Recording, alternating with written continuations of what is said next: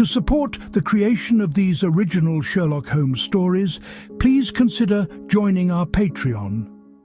Membership grants you early access to our content prior to its YouTube publication. We rely on monetary support from viewers like you to maintain the channel. The link to our Patreon is in the description below. The Trifling Matter of Mortimer Maberley.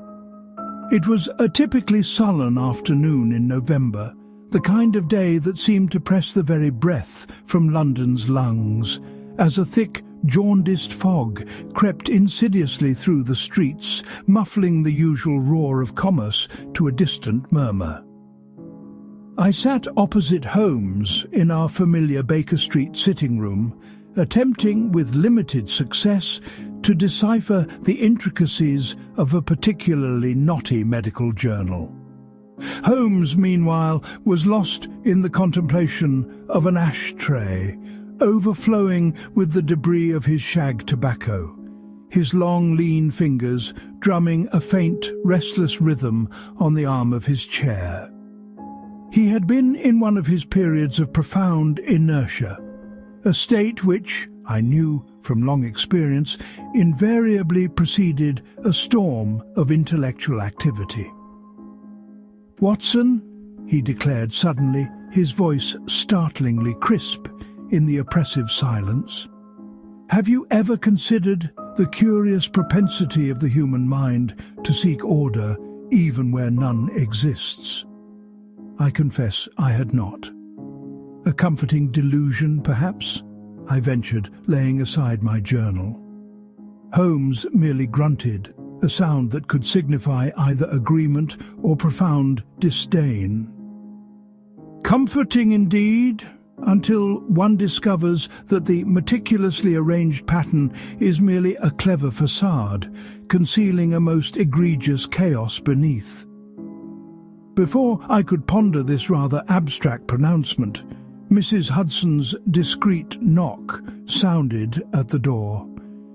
"A gentleman to see you, Mr. Holmes," she announced, her voice slightly breathless. "Mr. Mortimer Maberley."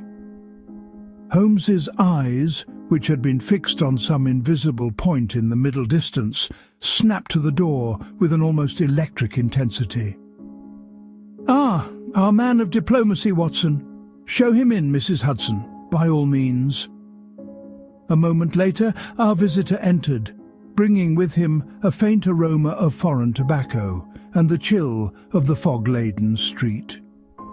He was a man of medium height and slender build, meticulously dressed in a dark frock coat and striped trousers, though his attire, I observed, bore a faint crumpling that bespoke a recent journey and, perhaps, a restless night. His features were keen, almost hawk-like, but presently wore an expression of profound anxiety, his brow furrowed deeply, and his pale blue eyes darting about the room as if seeking an escape. He clutched a rather worn leather valise in one hand, the knuckles white beneath the skin. "Mr. Holmes," he began, his voice surprisingly deep, yet laced with an undeniable tremor, "I apologize for this intrusion, but I find myself in a predicament of the most delicate and, dare I say, perilous nature." Holmes rose, a gesture of rare courtesy, and waved him towards the armchair. "Pray be seated, Mr. Maberley. Dr. Watson here is my invaluable colleague, privy to all my cases. Now, what troubles the representative of His Majesty's government?" Maberley started, his eyes widening. "How did you—" "Your attire, my dear sir," Holmes interrupted smoothly, "though impeccably tailored, shows the faint yet unmistakable creases of travel. The small but distinct flecks of grey dust on your shoulders suggest a long railway journey, likely from Dover, given the fine quality of the chalk. Your boots, whilst polished, have a faint yet distinctive sheen of Channel salt. As for your profession, your manner of speech, your guarded yet precise choice of words, your almost involuntary straightening of your posture upon addressing an unknown quantity, these are all hallmarks of a man accustomed to the intricate dance of international relations. Furthermore, your anxious grip on that valise, coupled with the dark smudges beneath your eyes, speaks of a recent and most disturbing experience involving a document of significant weight. Am I far from the mark? Maberley sagged into the chair, the very picture of a man cornered. Remarkably precise, Mr. Holmes. Indeed, terrifyingly so. You leave me little to explain, save the particulars. He paused, composing himself with an effort. I have just returned from a crucial, and I might add, highly confidential assignment on the continent. My mission concerned a delicate negotiation regarding the Suez Canal, its financing, and crucially, its future strategic alignments. I carried with me, for the perusal of certain high-ranking officials here in London, a detailed summary of these discussions, along with sensitive maps and architectural plans. He hesitated, glancing towards the valise. The documents, though complex, were not the issue. The issue, Mr. Holmes, is that the luggage I carried back, which I believed to be my own, is not.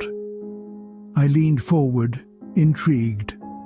Not your own, sir? A simple mix-up at the station?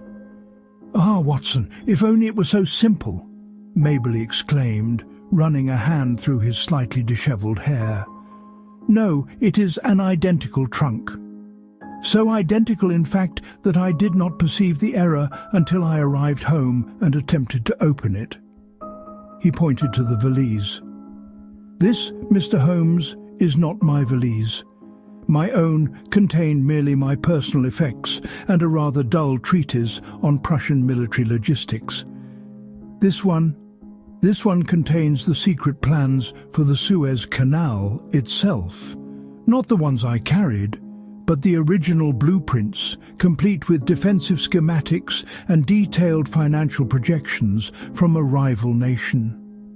And not just any rival nation, but one that would gain immeasurably from obtaining such information, or even from merely creating a diplomatic scandal by making it appear that His Majesty's government was in possession of purloined state secrets.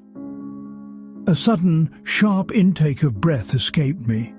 The implications were staggering. So, you mean, sir, that you have quite innocently become the custodian of another power's most vital secrets? Precisely, Dr. Watson. I returned to my flat in Westminster this morning, exhausted from the journey. The porters had unloaded my trunks and everything seemed in order. My large steamer trunk was there, and this, my personal valise, which I kept close. I dismissed the cab and, craving a strong tea, made my way upstairs. It was only when I attempted to unlock this valise that I noticed something amiss. The key did not fit. My own valise is of German make, with a distinctive double-pin lock. This one, though outwardly identical, possessed a simpler mechanism. I forced it open in a fit of irritation, only to discover, to my horror, not my treatises, but bundles of documents bearing the official seals of the Ottoman Empire, and maps clearly marked, strictly confidential, Suez Defences. He produced a small leather-bound folder from the valise, the contents partially visible. I glimpsed intricate diagrams, tiny annotations in a foreign script, and the unmistakable flowing line of the Suez waterway. Holmes's eyes were alight with the familiar fire of intellectual engagement. He took the folder from Maberley, examining it with meticulous care, his fingers tracing the faint watermark on the heavy paper. And you immediately surmised a swap rather than a mere misdelivery? The identity of the valises, Mr. Holmes, is uncanny. Both are of a rather common model, yes, but the scuff marks, the faint indentations where a brass nameplate might have been removed, they are identical. Furthermore, my own papers were of little value to anyone, save an academic. These, however, are priceless. They detail every fortification, every strategic advantage and vulnerability of the Suez Canal, from the perspective of a nation that wishes to control it. My initial thought was that my own valise, perhaps through some unimaginable error, had contained these sensitive documents, and I was unknowingly carrying them to British officials. But then I recalled the lock and the lack of my own familiar papers. So, someone, presumably at the railway station or during your transit, exchanged your benign valise for this dangerous one? Holmes mused, leaning back, a plume of smoke escaping his lips. The purpose being either to frame you, Mr. Maberley, as a spy for the Ottoman Empire, or more likely to simply use you as an unwitting courier, intending to intercept the valise later? Maberley paled further. The former thought had crossed my mind, Mr. Holmes. I am a man of honour, and the thought of being implicated in such an affair is unbearable. My career, my reputation, all would be ruined. Indeed, Holmes replied, his tone devoid of sentiment, yet reassuring in its clarity. The stakes are considerable. Now let us be precise with the details. From which station did you arrive in London, and what was your mode of transport from there? Victoria Station. I took a hackney cab directly to my residence in Queen Anne's Gate. It was late morning, perhaps 10:30. The fog was just beginning to thicken then. And you saw nothing unusual? No peculiar individuals loitering near the luggage vans? No one paying undue attention to your effects? Maberley frowned in concentration. Nothing, Mr. Holmes. It was the usual chaotic scramble. I entrusted my steamer trunk to a porter and carried this valise myself. There was a considerable press of people, all eager to hail cabs. I distinctly remember having to wait a moment for a free one. A waiting moment, Holmes repeated, a flicker of interest in his eyes. Tell me, Mr. Maberley, can you describe the hackney cab? The driver, perhaps? Any distinguishing features? It was a rather typical London cab, black with red wheels. The driver was a stout man with a grey beard, wearing a rather grimy top hat. I recall he had a booming laugh when I commented on the thickening fog. Holmes nodded slowly. Excellent. These details, no matter how trifling they may seem, are often the very threads from which the tapestry of truth is woven. The exchange, my dear Watson, must have occurred with surgical precision. To swap identical valises amidst the chaos of Victoria Station, with the intended recipient carrying one of them, requires either extraordinary luck or meticulous planning by an individual intimately familiar with Mr. Maberley's movements and luggage. But who would know such details? I asked. Ah, that is the kernel of our problem, is it not, Watson? Holmes lit a fresh pipe, his eyes distant. Someone with access to Mr. Maberley's itinerary, someone who understood the value of these documents to the Ottoman Empire, and someone who possessed an identical valise. This points, I venture, not to a common thief, but to an organized state-sponsored intelligence operation, or at the very least, a private agent in the employ of a foreign power. He turned back to Maberley.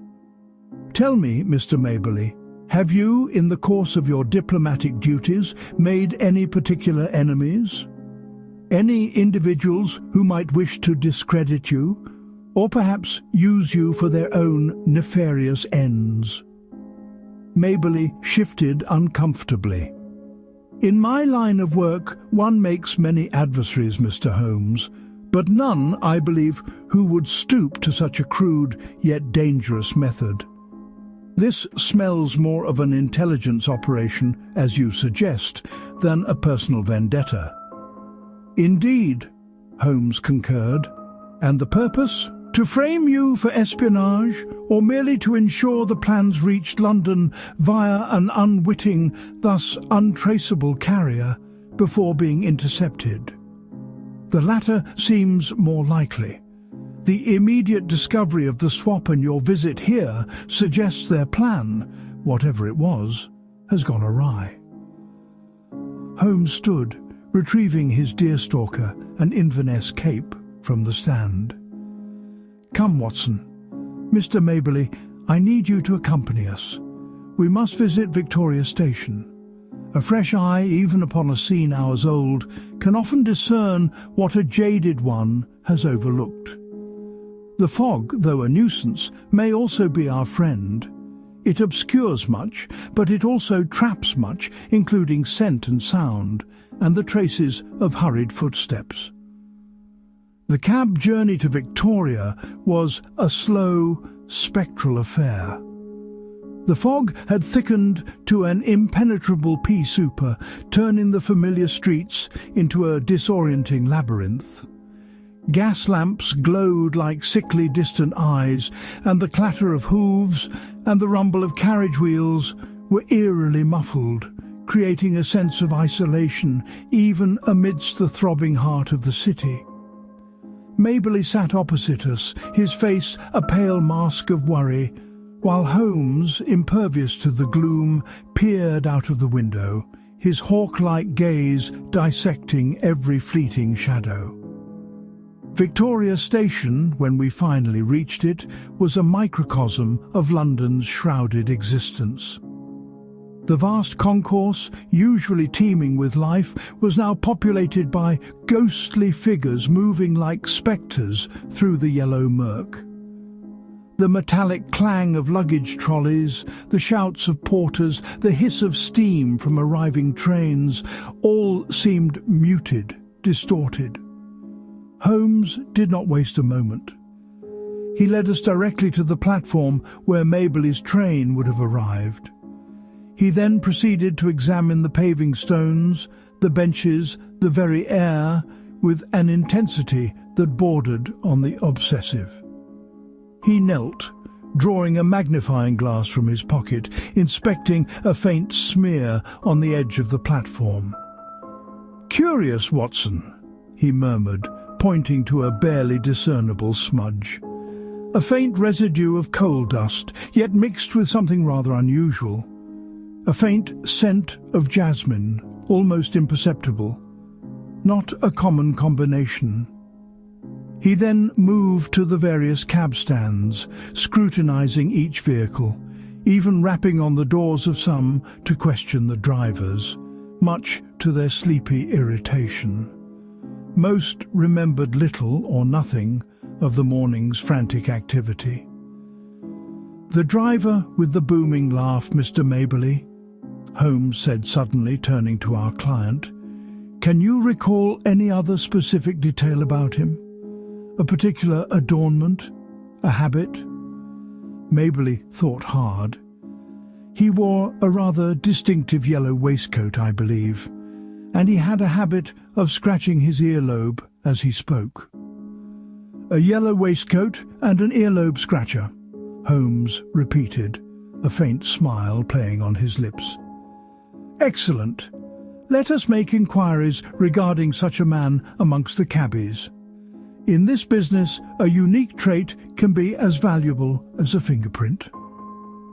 After some persistent questioning of a few loitering drivers, Holmes managed to extract a name: Horace Pendleton.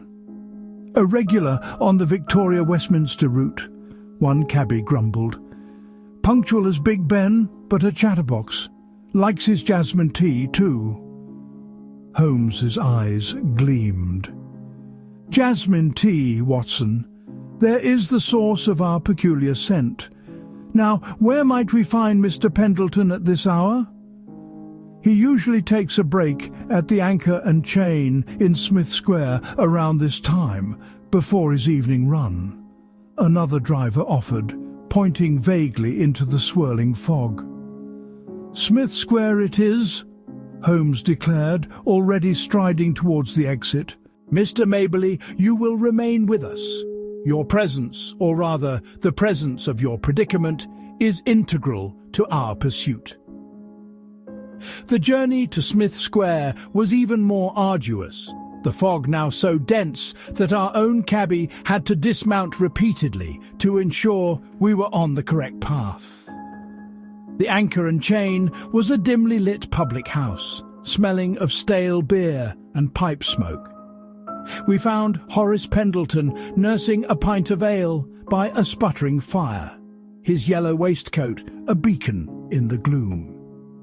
He was indeed a stout man with a grey beard, and he scratched his earlobe as he regaled his companions with a lengthy anecdote. Holmes approached him directly. "Mr. Pendleton, I believe you conveyed a gentleman from Victoria Station to Queen Anne's Gate this morning, a man carrying a small valise." Pendleton squinted through the smoke. "Aye, that I did, Governor. Nice enough chap, if a bit quiet. Fog was just rolling in." "Did you notice anything unusual about his luggage, or about anyone else at the station?" Pendleton stroked his beard. "Not particularly, no. Though, now you mention it, there was another gent, dressed quite sharply, loitering near the luggage bays. Had a valise, just like the one your man had, if I recall. Dark leather, those brass latches. Did this other gentleman approach your passenger, or his luggage?" Holmes pressed, his voice low and urgent. "Well, no, not directly. He seemed to be waiting for someone himself. But when your man, Mr. Maberley here, was loading his bits into my cab, this other gent walked past rather swiftly, almost brushing against him. I didn't think nothing of it at the time, but now... It was a bit odd, wasn't it? Almost as if he exchanged a glance with someone just beyond my sight." Holmes exchanged a look with me, a silent confirmation of his deduction. "And did you see this other gentleman depart, Mr. Pendleton?" "He hopped into another cab, just after your man's, Governor. A rather smart hansom it was.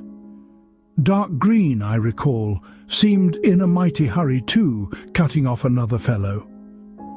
"And which direction did this dark green hansom take?" "Towards Westminster Bridge, I reckon. Headed east into the thickest of the fog." Holmes thanked the cabbie, pressing a shilling into his hand. As we emerged back into the swirling soup of the fog, his face was grimly determined.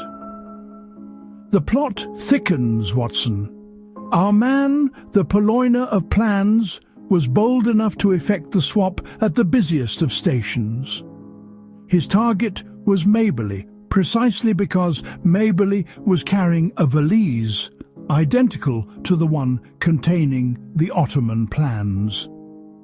The objective was to plant the plans on Maberley, perhaps to later intercept them, or simply to create a diplomatic incident should Maberley be found with them." "But how could they be so sure of the swap, Holmes?" I asked. "Amidst such a throng?" "Ah, Watson, the beauty of the deception lies in its simplicity. They would have observed Maberley's departure from the continent, perhaps even his specific valise. Then, at Victoria, in the confusion, the Confederates simply exchanged the valises. The speed of the exchange, the identical nature of the luggage, and the fog itself all contributed to its success. The man in the hansom was likely his accomplice, perhaps the true recipient of the Ottoman plans, or the one tasked with their onward transmission. But why the hurry to depart and leave Maberley with the dangerous evidence? Unless they intended to collect it later, or to implicate him immediately. "We must act swiftly, Holmes," Maberley urged, his voice tight with desperation. "Every moment these plans are in my possession, the greater the risk." "Indeed, Mr. Maberley, the game is afoot, and the scent grows warmer. If they headed towards Westminster Bridge, it suggests either a river crossing to the south bank or a rendezvous point in the labyrinthine streets of Whitehall. The most logical next step is to assume they intend to deliver these plans to a foreign embassy or a safe house, perhaps near the river itself. But why would they leave you with the plans? Unless they realize too late that you, Mr. Maberley, are not an agent of their choosing, but merely an unwitting courier, and they need to retrieve the trunk you possess. They wouldn't risk you turning it over to the British authorities." Holmes hailed a passing cab, its gas lamps casting dim halos in the fog. "Westminster Bridge, and then towards the Foreign Office, if you please. Cabby, and step on it." The cab lurched forward, plunging into the swirling curtain of mist. Holmes leaned out, his keen eyes straining to discern any telltale sign in the ghostly landscape. The rumble of wheels, the distant mournful cry of a riverboat's horn. These were the only sounds that pierced the oppressive silence. "Holmes, what are we to do?" I asked, feeling a surge of adrenaline. "We don't even know what this other valise looks like, nor who might be carrying it." "We know its general description, Watson, and more importantly, we know what this valise looks like." Holmes tapped the offending item Maberley still clutched. "Our quarry knows we have these plans, and they will want them back. They will be looking for Mr. Maberley, or any sign of a pursuit." As we approached Westminster Bridge, the fog seemed to grow even thicker, coiling around us like a living entity. The ancient stones of the Houses of Parliament loomed like spectral giants, their bells tolling a distant funereal note. Suddenly, Holmes stiffened. "There, Watson! Ahead on the left, a dark green hansom pulling away from the river wall. The very one, I'll warrant, Mr. Pendleton described." Indeed, through a fleeting gap in the fog, I caught a glimpse of a hansom, its dark green livery barely discernible, accelerating swiftly. Our cabby, spurred on by Holmes' urgent commands, whipped his horse, and we plunged into a frantic chase. The streets of Westminster, usually bustling, were now eerily deserted, the fog having driven most traffic indoors. This allowed for a pursuit of startling speed, our carriage rattling over the cobbles, the horses' hooves clattering furiously.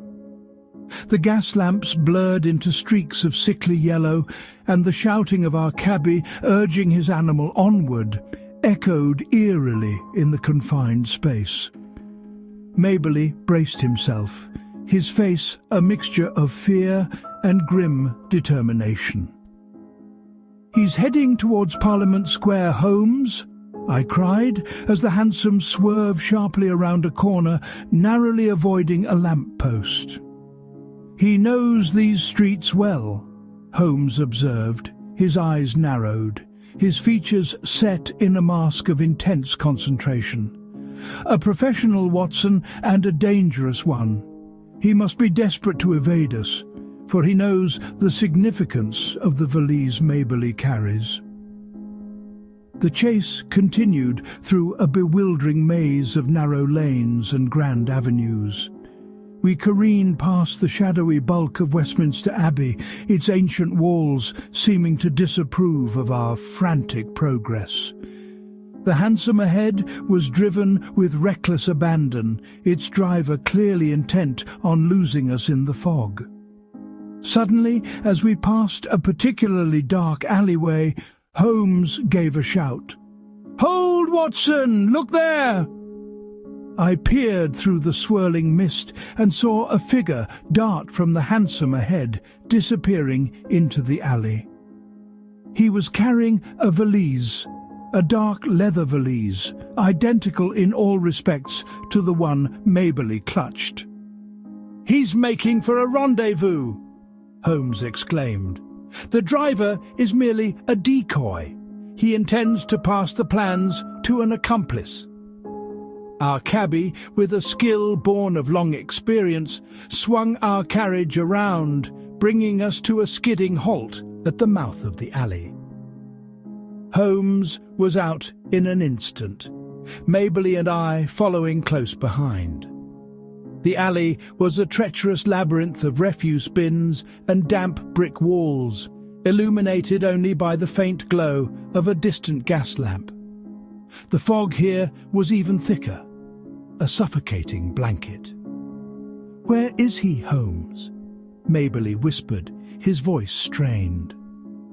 "Listen, Watson," Holmes hissed, his head cocked to one side. "The faint scrabbling of feet. He's attempting to scale the wall at the far end." We pressed forward, stumbling over unseen obstacles. A sudden shout, a muffled curse, and then a heavy thud. We emerged into a small enclosed courtyard, dimly lit by a single flickering lamp. A man, dressed in a dark, nondescript suit, lay sprawled on the ground, having apparently slipped from the top of a low wall. Beside him lay a dark leather valise. It was the other trunk. Holmes was upon him in a flash, his long fingers already searching the man's pockets. "No identification, as expected," he muttered, pulling out a small, intricately carved silver locket. "But this is interesting." He opened it, revealing a miniature portrait of a stern-looking man in Ottoman military uniform. The man groaned, clutching his ankle. He had a lean, angular face, with eyes that burned with a cold, desperate intelligence, even in defeat. "We have them, Mr. Maberley," Holmes said, picking up the valise. "The Ottoman plans, I presume, are still within." "And my valise, Mr. Holmes? My own personal effects?" Maberley asked, a flicker of hope in his eyes. Holmes cast a critical glance at the captured agent.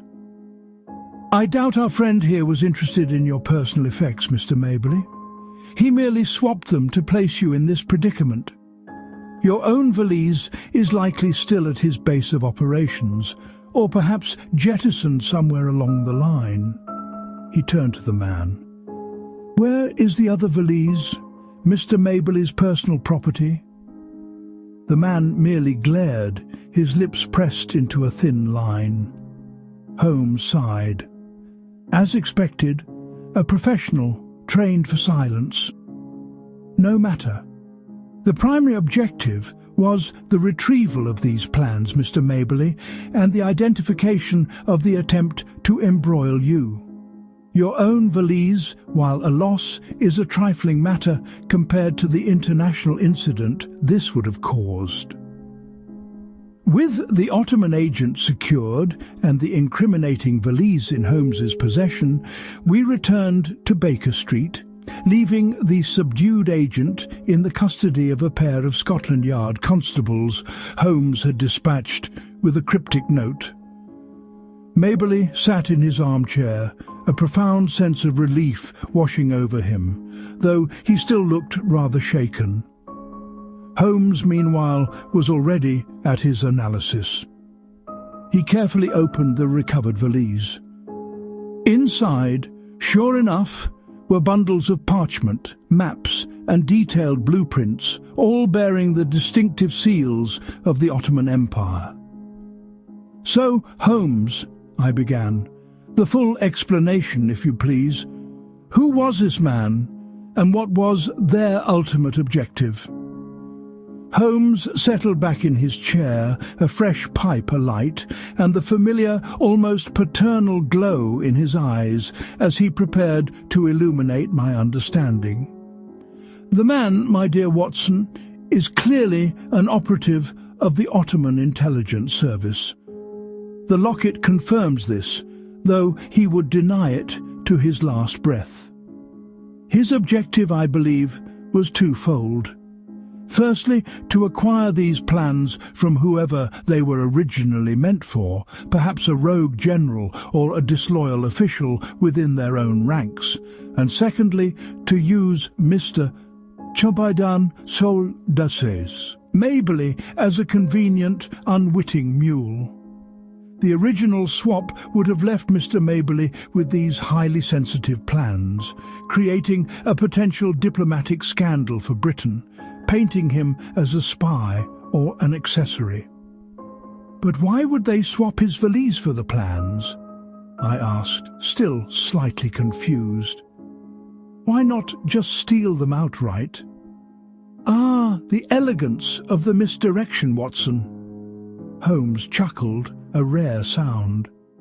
Had they simply stolen the plans, it would have been a clear act of espionage. By placing them in Mr. Maberley's possession, they achieved two things. They implicating a British diplomat, thereby sowing discord and mistrust, and they could then, at a later date, discover the plans, perhaps through a tip-off to the press, thus ensuring maximum embarrassment for His Majesty's government. Or they intended to re-intercept the valise from Mr. Maberley once he had innocently conveyed it across the border, making the original source of the plans untraceable. His unexpected discovery and immediate action thwarted their deeper game. So my early discovery of the swap saved me and His Majesty's government from a most unpleasant incident, Maberley murmured, shaking his head. Indeed, Mr. Maberley, Holmes affirmed. Your swift and sensible decision to consult me, rather than attempting to navigate this treacherous path alone, was instrumental. Had you delayed or attempted to dispose of the valise yourself, you might have found yourself in an unenviable position. And what of my own valise, Holmes? I asked. The one with the Prussian military logistics? Holmes shrugged, a rare gesture of indifference. I doubt it will surface, Watson. It was merely a tool, a necessary component of the deception. Our Ottoman friend would have discarded it once his mission was complete. A pity, perhaps, for your academic interests, but ultimately, as I said, a trifling matter when weighed against the machinations of international politics. Maberley rose, his face showing a newfound composure, tinged with immense gratitude. Mr. Holmes, Dr. Watson, I cannot thank you enough. You have averted a potential diplomatic catastrophe and saved my career, perhaps even my freedom. How can I ever repay you? Holmes waved a dismissive hand. The satisfaction of a problem elegantly solved is ample recompense, Mr. Maberley. I shall, of course, ensure these documents find their way to the appropriate, discreet channels within the Foreign Office. Your name will be cleared, and your invaluable assistance in this matter will, I assure you, not go unrecorded. Maberley bowed, a man truly indebted. If ever I can be of service, Mr. Holmes, however small the request, you have but to ask. Holmes merely nodded, already turning his attention back to the Ottoman plans, his mind, I knew, already dissecting the broader implications of their discovery. The fog outside had begun to lift, and a faint, watery sun struggled to pierce the grey clouds. The trifling matter of Mortimer Maberley, though swiftly concluded, had offered a fascinating glimpse into the shadowy world of international intrigue, a world where an innocent man's luggage could become a pawn in a game of empires. and where a swap of identical trunks could ignite a diplomatic firestorm. I knew then that Maberley, a man of integrity caught in a dangerous web, would always remember the detective who had unravelled the threads of his peril, and I had no doubt that their paths, however unexpectedly, might cross again. Holmes, after all, had a habit of keeping useful individuals in his extensive mental catalogue.